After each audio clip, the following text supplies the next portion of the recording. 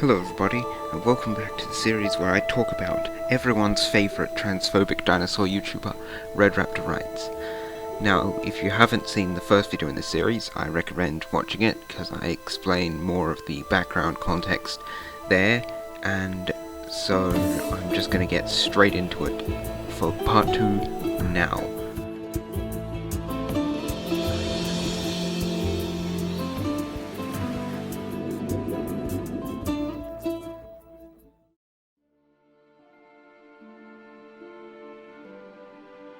And we're starting off this video strong with another sad attempt at a transphobic joke. And I've gotta mention the presence of sexual dimorphism, which occurs in living and extinct elephants because, you know, there are real biological distinctions between males and females. What is he even talking about here? Nobody is denying that sexual dimorphism exists. He's clearly taking a jab at trans people, but trans people don't deny that sexual dimorphism exists. If humans weren't sexually dimorphic, then trans people wouldn't exist, because there'd be no difference between the two sexes. I assume he's talking about how people will talk about how there isn't actually that much difference between the sexes, which is true. There's a reason why just taking hormones can change your body from male to female or female to male.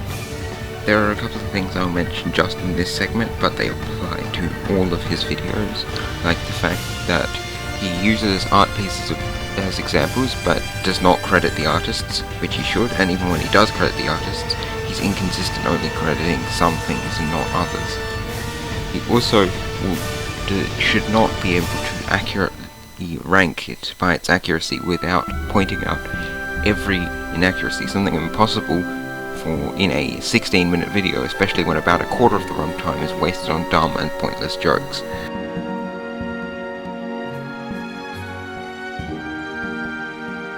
For some godforsaken reason, he feels it is necessary to make these jokes. We might be getting into some Dan Schneider territory here, but we should talk about feet. Now that that's over, Tarantino, you can stop watching.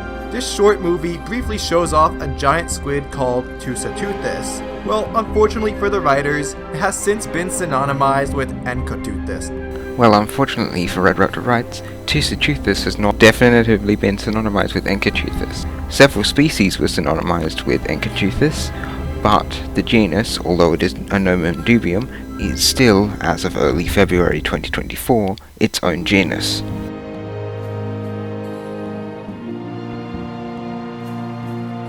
Terror birds and ground sloths came from South America and immigrated to North America, being two of the few successful South American groups to do so. Luckily for them, the wall hasn't been built yet, but I say we keep those terror birds out of here and make them pay for it. He really thought that was funny. He really actually thought that he was being funny there. Mosasaurs descending from lizards or lizard-like ancestors. This is, on the face of it, preposterous. Nobody believes that mosasaurs evolved from lizard-like ancestors. They are definitively believed by everyone, even David Peters believes this, that they are descended from lizards themselves.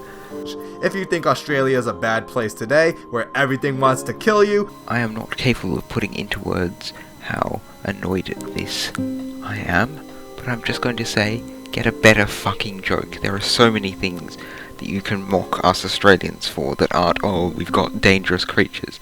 If you want to see some facts, more people die from spider bites every year in the US than have died from spider bites in Australia in the entirety of the century.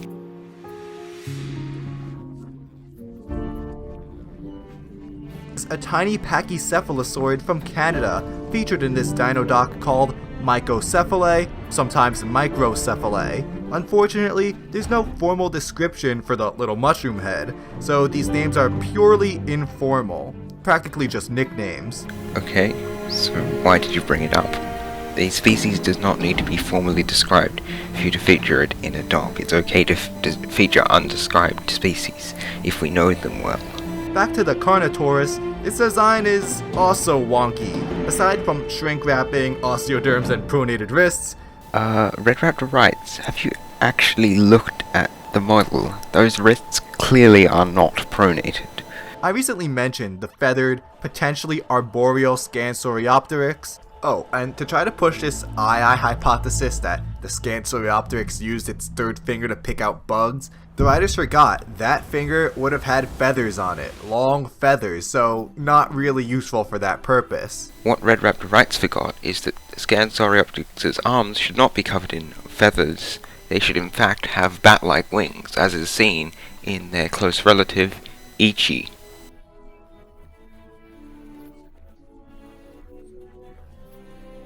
Ankylosaurids were great sniffers with an enlarged olfactory bulb, the part of the brain used to process smells. This would have allowed them to detect predators from a distance.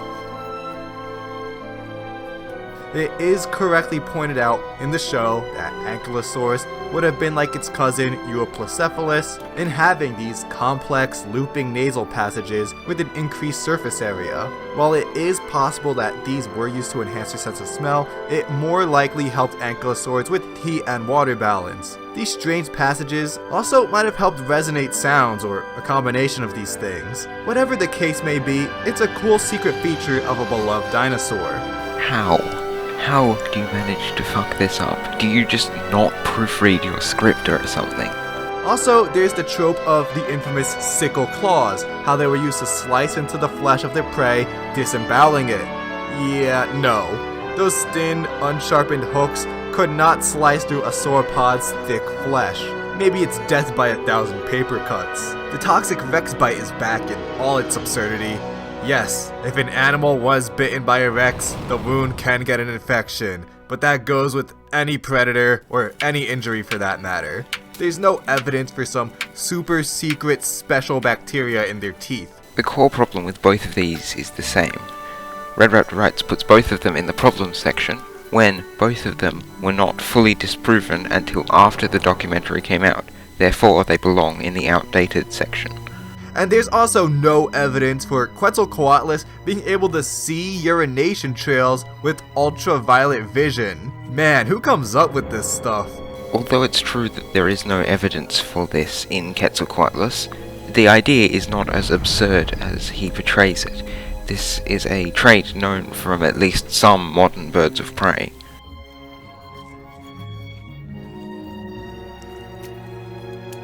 Despite me and the movie calling these hadrosaurids Edmontosaurus, this has been a point of contention over the past decade.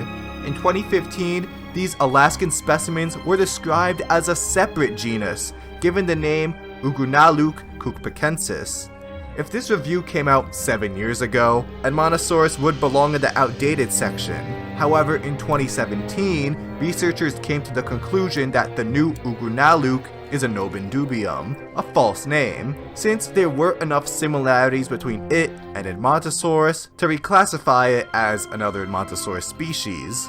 So, March of the Dinosaurs is once again in the right by calling these herbivores Edmontosaurus. Okay, this is completely irrelevant because you can't give it points for getting something right when it was not possible for it to get it wrong, because what it would have got wrong hadn't happened yet.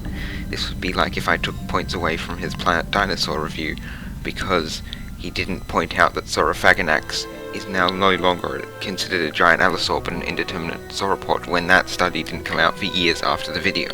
Strangely enough, the specific name comes from Ross Perot, the Texas billionaire who played spoiler to George Bush Sr. and got this guy elected. I would say that he sucks, but... Did he just make a Monica Lewinsky joke in 2022?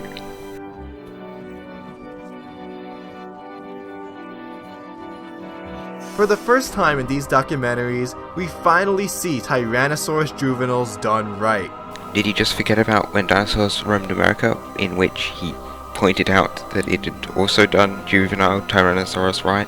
This month, in March of 2022, a new paper led by Gregory S. Paul hypothesized that the genus Tyrannosaurus, which usually only contains the species T. rex, actually houses 3 species from the end of the Cretaceous in North America.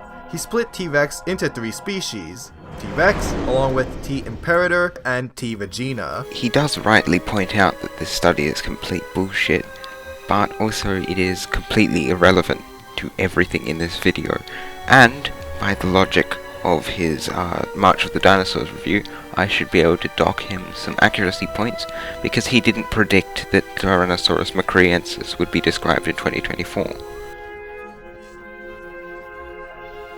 And that was the second part of the Red Raptor Writes video series.